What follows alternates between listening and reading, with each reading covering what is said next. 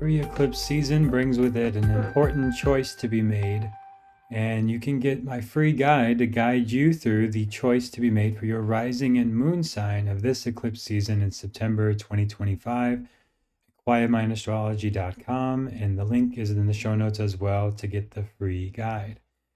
So we'll jump right into it. We did another episode just on the overview of the eclipse season. This episode is all about the choice to be made for your rising and moon sign. So I'm going to first talk about the big picture of the choice to be made on September 7th around the lunar eclipse.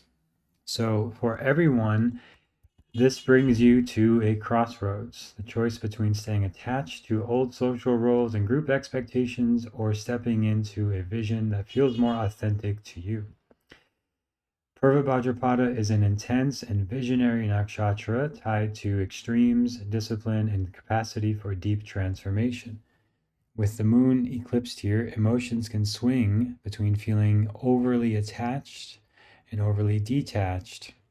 So the question is, will you rebel without direction, or will you choose to align with a higher vision that actually serves you and your community in the bigger picture themes and the bigger vision of your life? So some of the positive themes here are visionary insights, spiritual discipline, karmic release, and clarity through detachment, letting go to the outcome. The inauspicious themes are emotional rigidity, disconnection from your personal needs, restless rebellion, and feeling cut off from belonging. So the choice to be made is this eclipse is asking you to decide whether you'll keep compromising yourself to belong, or whether you'll honor your individuality while still contributing meaningfully to others. Aquarius is about the collective, but the collective is only healthy when the individuals within it are being true to themselves. So again, for everybody, this is activating areas of friendships, communities, group work, social causes, long-term goals, spiritual practices. And you may notice shifts in friendships or communities, or feel pushed to let go of outdated group identities. The way you can work with this eclipse energy on around the 7th is to journal and reflect on, where do you compromise yourself to fit in? Where do you isolate yourself out of fear? Spend time in meditation or silence to listen to your own inner vision. Allow old attachments to fall away. Notice where staying connected is costing you authenticity. You can seek out connections with those who align with your evolving vision. Avoid impulsive decisions and use this energy for clarity first, then action. As always on the day of the eclipse, avoid impulsive decisions. So this eclipse is about choosing direction. Do you keep repeating old roles just to stay safe, or do you choose the uncertainty of following your own truth? What you release now clears the path for new beginnings waiting at the solar eclipse later this month in 2 weeks. So that's the overview for everybody and the themes going on for everybody: visionary insights, spiritual discipline, karmic release, finding clarity through detachment. And again, avoid impulsive decisions, but you are aligning with a more aligned path here. And if you don't, it's okay, life goes on, but you'll likely feel the pain and the disconnection and the misalignment, the friction of not being aligned. So every eclipse season is a realignment, an opportunity to let go of what's out of alignment and get more aligned. This can be a bit intense though, so hopefully this gives you some perspective. Again, for everybody, we'll get into your rising and moon sign in a moment. But first we'll talk about the choice to make around September 21st. So again, for everybody, this eclipse is about the choice between clinging to old attachments or stepping into a more authentic expression of love and creativity. Purva Bhadrapada is ruled by Bhaga, the deity of prosperity and delight, and it brings a focus on what genuinely lights you up versus what only looks good on the outside. So when the sun and moon are eclipsed in Leo, this is the heart that's at the crossroads, your heart. So do you keep pouring your energy into relationships, projects, or appearances that drain you? Or do you take the risk of honoring what really feels alive, even if it means letting something else go? The auspicious themes here are fresh beginnings in love, joy, and creativity. authentic leadership, and prosperity through aligned choices. The inauspicious themes here are drama, ego battles, clinging to appearances, seeking validation instead of fulfillment. And the choice to be made around the 21st for everybody, this eclipse asks you to decide between surface level satisfaction and deep lasting joy. The Leo energy wants to shine, but the real question is, are you shining from the heart or performing for the crowd? The areas of life activated for everybody are romance, intimacy, creative expression, your joy, if you have children or considering children, leadership. You may be shown clearly what isn't sustainable in these areas, and the eclipse closes one door so you can choose another more aligned path with your heart. And the way to work with this energy around the 21st is to journal and reflect on, are you choosing joy? Or are you choosing approval? Choosing something deep and meaningful or something more superficial? Notice where you feel drained. This may be a sign something has run its course. Take one small action that expresses your creativity or love authentically without worrying how it's received. So again, you give for the joy of giving rather than trying to get something back. When relationship or creative tensions arises, see it as an invitation to choose authenticity over performance. Practice heart-opening rituals that tune into what feels true for you now. And the simplest one is just like laying in a supported heart opener in yoga pose, like a restorative pose. It's a very simple way to open the heart.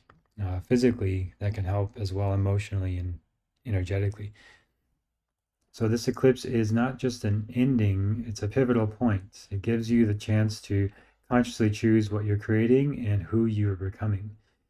The more you align with joy and authenticity, the more the path ahead opens with ease. That's the big lesson, the spiritual lesson here around the 21st for everybody. So again, that's going on, and we'll go into now the choice to be made for each rising and moon sign, and this is all in the free workbook. So if you want this, it's for free on the site. You can pay what you want, and there's space to like do your own reflections and notes and things like that. So I'm going to briefly mention each rising and moon sign. So you want to know your own Vedic rising and moon, listen to both. If you don't know that, get your free chart at quietmindastrology.com. For Aries rising and moon, the choice is between choosing group approval or investing your energy into genuine joy, creativity, and romance. This is a chance to reset your social life so your friendships support, not drain, your passion projects. For Taurus, this is the choice now to decide whether to overcommit to career status or realign with your home, family, and emotional stability. The true success comes when your professional path doesn't pull you away from your roots. For Gemini, the choice is now between scattered ideas and information overload, or focusing on teaching, studies, and wisdom that truly inspire you. This is the time to refine your voice and commit to learning what expands you in your worldview. For Cancer, now you decide whether to cling to old financial and emotional attachments or trust deeper intimacy and shared resources.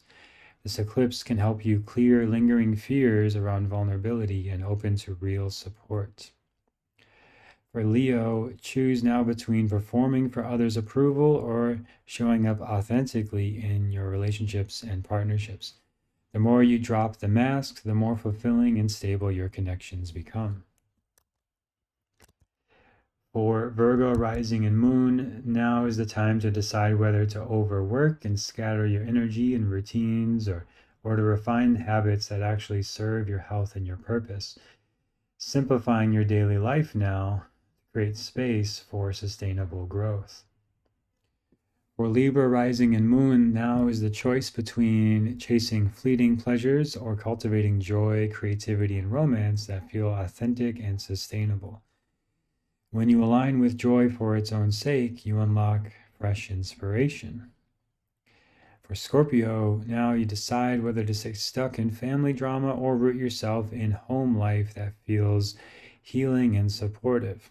This eclipse invites you to break old patterns and create a foundation you can trust. For Sagittarius, the choice is now between constant busyness and surface communication or using your voice for meaningful teaching and connection. Focused words and intentional networking will bring greater long-term results.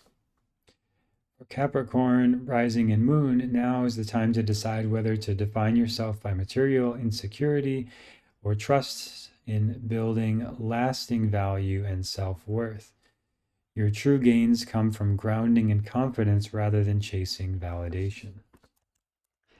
For Aquarius, rising and moon, now is the time to choose between living for others' expectations or honoring your authentic identity and vision for the future. You're being pushed to choose freedom and chart a new direction that feels true to you. For Pisces, rising and moon, now is the time to decide whether to hide in escapism and avoidance or step into spiritual clarity, rest, and conscious release. Letting go now will give you the energy and inspiration you need for the next cycle. So again, that's the more specific version for your rising and moon. And if you want more guidance to look at your whole chart holistically, that's what we do in a one-to-one reading, which you can book at quietmindastrology.com/reading. But this is the overview of the choice to be made and the dates as well for September 7th and September 21st, the major themes going on for everybody. And if you want this free guide, you can get it in the notes or at quietmindastrology.com. Hope you found this helpful. If you did, please leave a comment on YouTube and Spotify and let me know what you want to hear more of. And I look forward to sharing more with you next time on the Quiet Mind Astrology podcast.